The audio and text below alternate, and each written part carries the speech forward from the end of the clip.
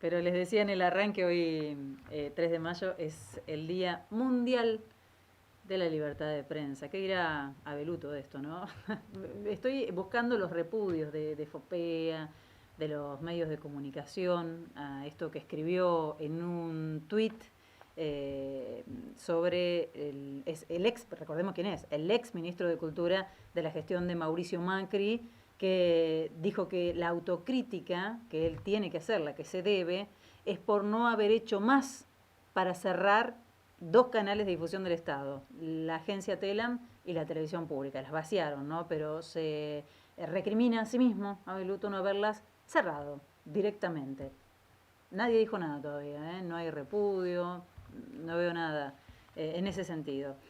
Hoy 3 de mayo, les decía, Día Mundial de la Libertad de Prensa, un componente fundamental de cualquier sociedad que se quiera democrática. Una prensa libre, una prensa sobre todo plural. Y no puedo dejar de vincular esta fecha a todo lo que hemos venido hablando, no puedo dejar de vincular esta aspiración a lo que vivimos hoy en Argentina y a las deudas que tiene nuestro país en materia de comunicación. Están allá, al fondo de las prioridades, pero siguen estando.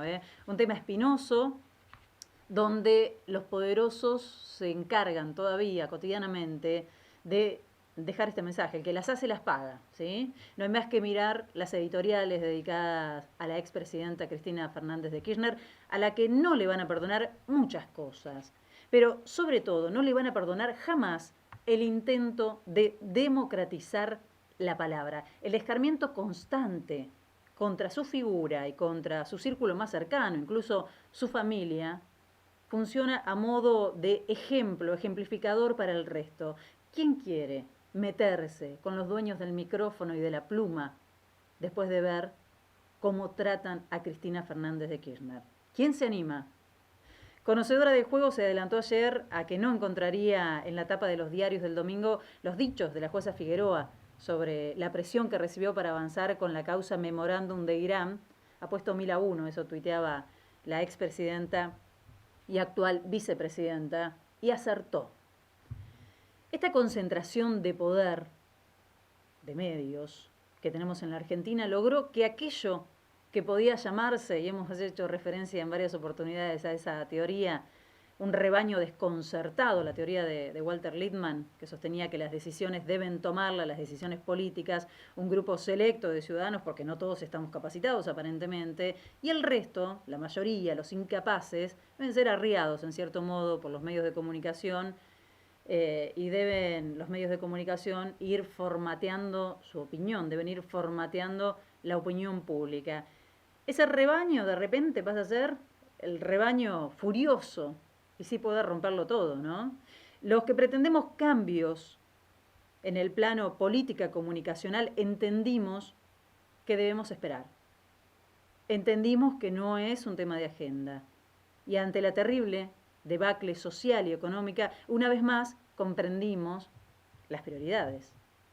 Pero esto que ocurre hoy en nuestro país, y ahora sí, ya con forma de intento de desestabilizar en un momento tan complejo, tiene la contundencia que tiene, porque los medios de comunicación están tan concentrados, porque el discurso que baja el poder a través de estos medios de comunicación es tan grande, es tan potente, como para ganarle una pulseada a cualquier gobierno, como para dibujar, mintiendo, realidades y meter tanto miedo, meter tanto odio, eso es lo que más moviliza, en un gran sector de la ciudadanía que termina accionando, y ese es el punto, terminan accionando en función de mentiras, con la cacerola, pero muchas veces también accionando en las urnas. Fíjate cómo tiene que ver el derecho a la información con todo lo que nos pasa como país. Tomamos decisiones basadas en la información que nos ofrecen, en la perspectiva de la realidad y del mundo que tenemos. Y esa perspectiva se configura solo teniendo en cuenta la voz de una élite. Sí, parecen un montón de voces. Quizás hasta logren convencerte. Diarios, radios, canales, pero representan a un solo sector de poder. Entonces, discutir sobre comunicación no es solo necesario para los que estamos convencidos ya desde hace mucho tiempo, sino que además Es posible y es primordial. Hay que avanzar en un reparto más equitativo del éter, de las frecuencias, de las licencias, pero sobre todo un reparto más equitativo de la palabra. Es necesario, además, para cualquier gobierno que quiera llevar adelante medidas que se traduzcan en una sociedad más justa, porque está claro que no es posible avanzar en justicia social, en una distribución más equitativa de las riquezas, algo de lo que no se está hablando, ni siquiera. Se está hablando de asistir al hambre, de cuidar a los sectores más vulnerables. Porque este cambio es necesario porque la resistencia que encuentran y que encontrarán los gobiernos que tengan esa tendencia, progresista si querés, va a ser feroz. No hay democracia posible, no hay libertad de expresión posible ante tamaña desigualdad de fuerzas, ante una concentración tan poderosa como la que se da en Argentina, porque es una de las más importantes en la región.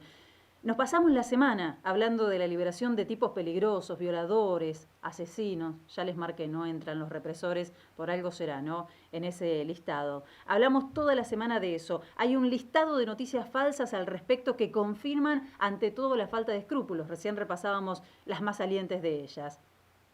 Y aquí hago un punto para cerrar ese tema y para que no se malinterprete, sobre todo porque hay una sensibilidad especial con la cuestión de los presos. Lamentablemente en Argentina hay jueces que liberan a personas o que conceden beneficios a personas que no deberían estar en la calle. Y en algunos delitos se sabe que la reincidencia es mayor que en otros. Pero estas conductas no comenzaron con el coronavirus. Eso lamentablemente tiene larga data y son discusiones que se adeudan dentro de lo que es el Poder Judicial. Pero en lo que estrictamente tiene que ver con el coronavirus, la recomendación es que los presos accedan a beneficios, los que accedan a esos beneficios, sean los que están en los grupos de riesgo, las mujeres embarazadas o con niños, no los que están cruzando, lo dicen así, no es una recomendación para aquellos que están cruzando condenas por delitos peligrosos. Y esto hay que tenerlo en cuenta a la hora de comenzar cualquier debate o de saber qué es lo que está pasando. El agite que se retroalimenta entre medios tradicionales y redes hizo que el Ejecutivo tuviera que salir a aclarar algo muy básico. No es potestad del Ejecutivo liberar presos. Y una cuestión de fondo, lo hemos hablado también aquí muchas veces, la situación en las cárceles es inhumana. Están superpobladas en un 100% y casi el 60% de los presos no tienen condena. Es gravísimo, casi el 60% de los presos no tiene condena. La mayoría de los presos son pobres.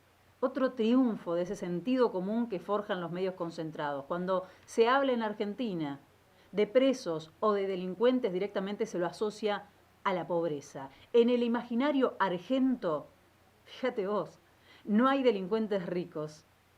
Ya nos enseñaron que en todo caso los ricos pueden llegar a tener algún conflicto de interés, pero no roban.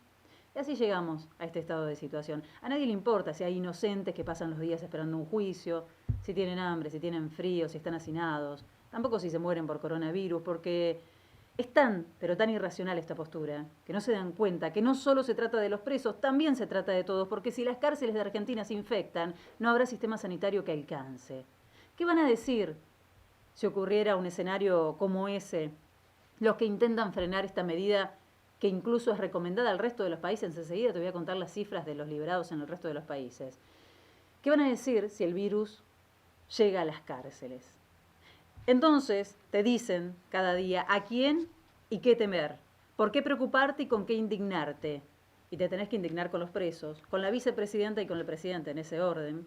Pero nunca jamás te van a pedir que te indignes con un Larreta por lo que pasa en la Villa 31. Están sin agua en la Villa 31. Los vecinos denuncian el abandono, principalmente por la muerte, desde la muerte de esta mujer por coronavirus. Nunca te van a pedir que te indignes con los empresarios que te siguen subiendo los precios y que te están robando aún en una situación tan límite como esta. Tampoco te van a decir que te indignes con los jueces, principalmente aquellos que se rigen con lógicas muy clasistas o muy patriarcales. La mirada del gobierno, la mirada del Congreso no puede ser esquiva, y tampoco la de la justicia. Se llevan presos a pibes por postear pavadas en las redes, pero se puede infundir pánico desde los medios tradicionales y parece que eso es parte de la libertad de prensa. Eso parece que en Argentina es parte del periodismo independiente. Eduardo Galeano lo sintetizó muy bien. A veces se confunde la libertad de expresión con la libertad de presión, o se le reduce a la voluntad de grupos de empresarios que deciden qué noticias existen y qué noticias no existen. En algún momento, antes o después, pero yo sugiero que más temprano que tarde, tenemos que volver a hablar del valor de la palabra diaria en Argentina, del valor de la información y de lo que implica verdaderamente la libertad de prensa.